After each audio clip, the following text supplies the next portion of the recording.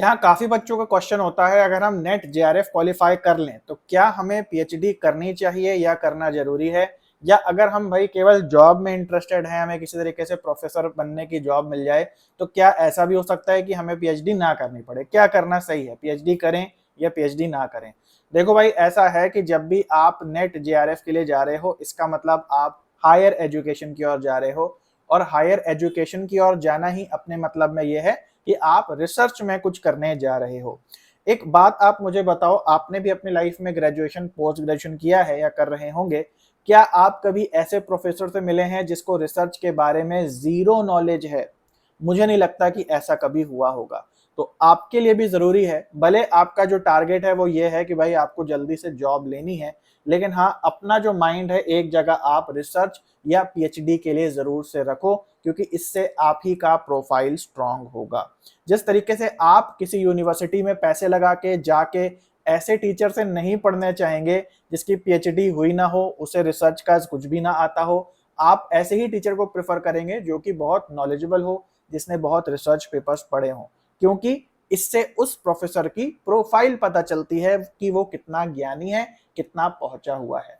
तो आपके मन में अगर है पीएचडी करें या ना करें, मैं आपको सजेस्ट करूंगा आपको पीएचडी जरूर से करनी है, भले ही आपका ये टारगेट है कि आप नेट जेआरएफ क्वालिफाई करके जॉब करें। जॉब के लिए भी आप सीख करते रहें, उसके लिए भी आप अप्लाई करते रहें, क्योंकि आपको पता है net JRF minimum eligibility criteria है असिस्टेंट प्रोफेसर की जॉब के लिए इंटरव्यू देने जाने के लिए।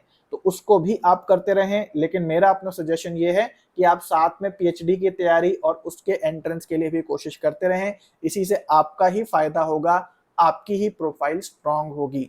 सोचो, अगर आप नेट जेआरएफ करके घर बैठ जाओगे और केवल इंटरव्यू देने जाओगे, तो बीच बीच में आपकी पढ़ाई बिल्कुल जीरो हो जाएगी, और ऐसा हो सकता है कि इंटरव्यू देने जाओ और आपका बैकग्राउंड पूरा खत्म हो चुका हो, आपके दिमाग से बिल्कुल प्रैक्टिस जा चुकी हो।